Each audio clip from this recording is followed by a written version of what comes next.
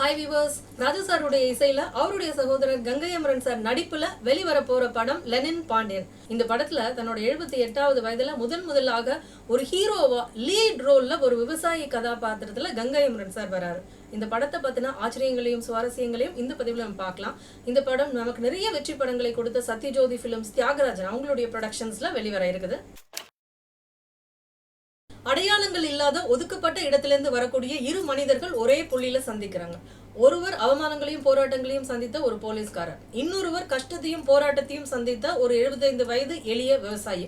ரெண்டு பேரும் எந்த புள்ளியில சந்திக்கிறாங்க, அவங்க எதை எதிர்த்து நிற்கிறாங்க, அவங்களுடைய வாழ்க்கையின் நியாய தர்மங்களை சுவாரஸ்யமா பேசுவதுதான் இந்த லெனின் பாண்டியன். இதுல அந்த 75 வயது விவசாயியா நம்மளுடைய கங்கை அமரன் சார் நடிக்கிறார்.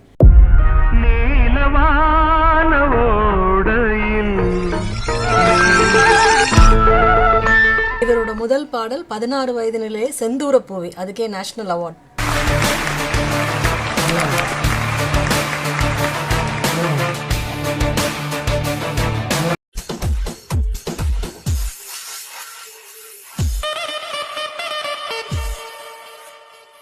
ஐயா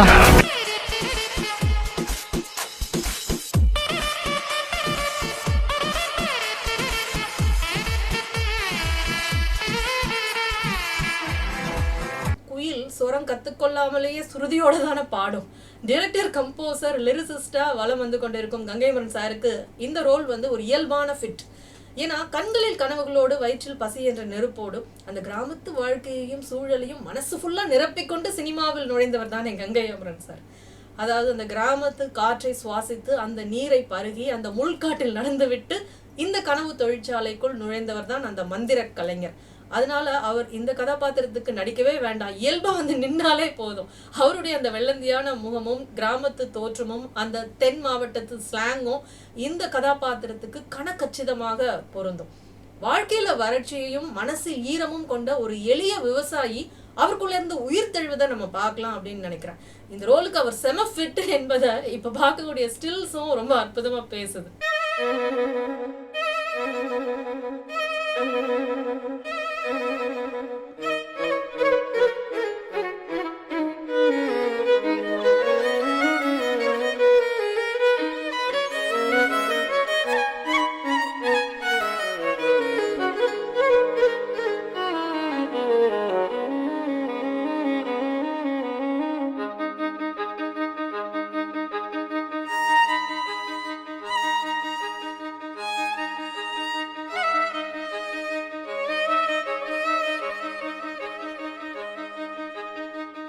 இந்த படத்துல கங்கை அமரன் சாருக்கு பேரா மனைவி சந்தானம் என்ற கேரக்டர்ல 12 வருட அரசியல் வாழ்க்கைக்கு அப்புறம் ரீஎன்ட்ரி கொடுத்திருக்காங்க ரோஜா. இந்த கதையும் கேரக்டரும் ரொம்ப பிடிச்சிருக்கு, அதனால வந்தேன்னு வர சொல்றாங்க.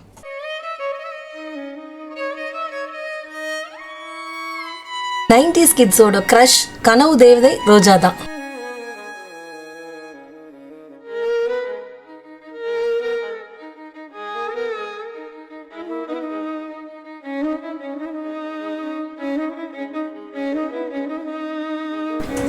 பன்னெண்டு வருஷமா அரசியல் வாழ்க்கை, ஆந்திரால மினிஸ்டர்.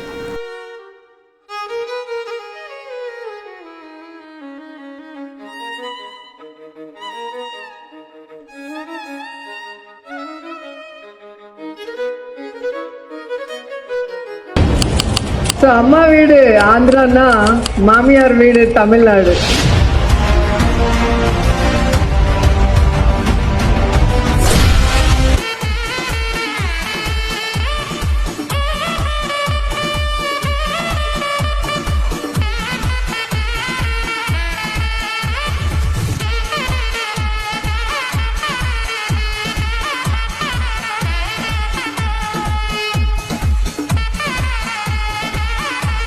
இந்த மாதிரி சத்யஜோதி ஃபிலிம்ஸில் ஒரு படம் பண்ணுறாங்க. அந்த ஸ்டோரி கேட்கும்போது நீங்கள் நடித்தா ஃப்ரெஷ்ஷாக இருக்கும் அந்த கேரக்டர்னு சொல்லும்போது, இல்லை சுப்பு நான் தான் பண்ணுறது இல்லையான்னு.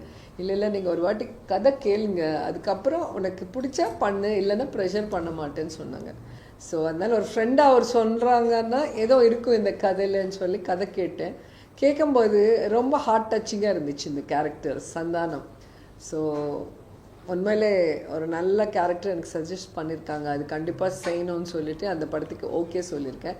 ஸோ எவ்வளோ ஹார்ட் டச்சிங்காக, எவ்வளோ ஒரு வில்லேஜ் பேக்ட்ராப்பில் ரொம்ப வருஷம் வந்து சிட்டியில் எல்லாம் பிஸி லைஃப்பில் வந்து திருப்பி ஒரு வாட்டி உங்கள் எல்லாருமே எல்லாரையும் நாங்கள் வந்து அந்த வில்லேஜுக்கு கொண்டு போய் அந்த வில்லேஜில் இருக்கிற ஒரு என்ன ரியல் லவ், ரியல் அந்த அஃபெக்ஷன், அந்த எமோஷன்ஸ் எல்லாம் உங்களுக்கு காமிக்கிற ஒரு இதுவே இந்த லெனின் பாண்டியன். ஸோ கங்கை அமரன் சார் என்னை வந்து கார்லேருந்து இறங்கி ஷாட் வரும்போதே எப்போவுமே பாட்டு பாடுவார்.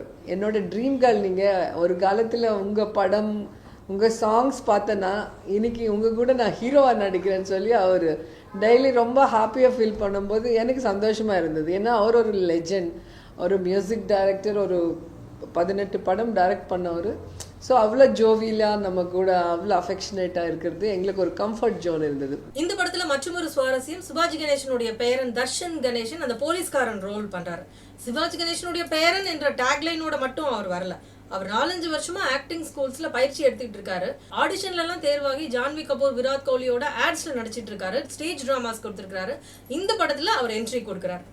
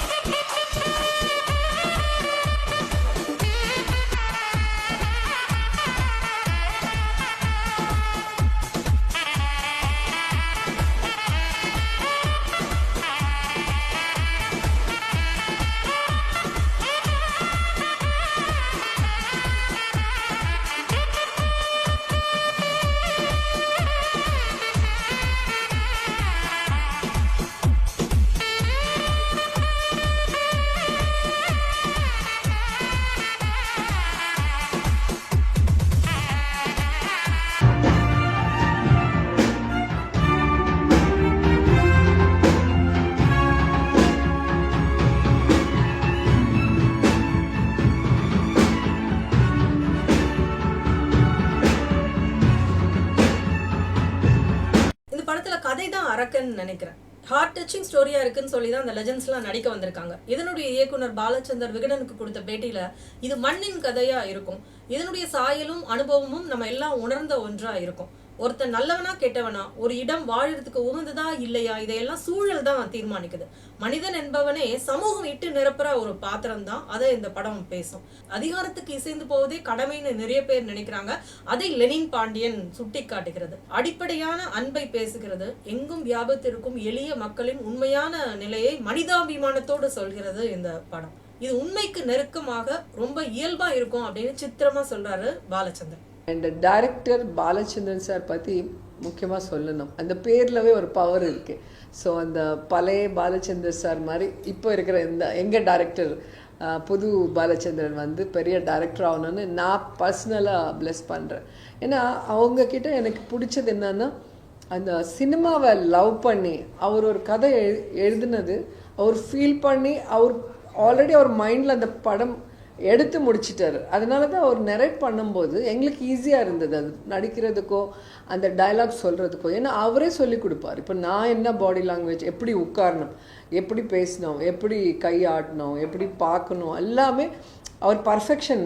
எனக்கு இப்படி தான் வேணும், எங்கள் ஊரில் நான் இப்படி தான், இந்த ஏஜ் குரூப்பு இந்த கேரக்டர் இப்படி தான் நான் பார்த்துருக்கேன்னு சொல்லிட்டு அவர் பொறுமையாக எங்களுக்கு சொல்லி கொடுத்து எல்லாருக்கும், நான் எனக்கும் கங்கை அமரன் சாருக்கு, தர்ஷனுக்கு, ஹீரோயினுக்கு எல்லாருக்குமே சொல்லி கொடுத்து அவருக்கு என்ன தேவையோ அது எங்க கிட்ட வாங்கியிருக்கு. என்ன இசையை பத்தி ஒண்ணுமே சொல்லல அப்படின்னு கேக்குறீங்களா? இந்த மண்ணின் கதைக்கு நம் மண்ணின் இசையரசர் இசைஞானி இசையமைத்துக் கொண்டிருக்கிறார். விரைவில் இந்த படம் ராகுதேவனின் இசையில் வெளிவரும். இந்த பதிவை ராஜா சார் ரசிகர்களுக்கும் உங்களுடைய ஃப்ரெண்ட்ஸுக்கும் ஷேர் பண்ணுங்க. தொடர்ந்து சுவாரஸ்யமான தகவல்களோடு ராஜா சாரோடு பயணிக்க இந்த சேனலை சப்ஸ்கிரைப் பண்ணி கூடவே பெல் பட்டனையும் ஆல் பட்டனையும் அழுத்தி வச்சிடுங்க. வீடியோக்கு மறக்காம உங்களுடைய ஹைப் பாயிண்ட்ஸை கொடுங்க. நன்றி, வணக்கம்.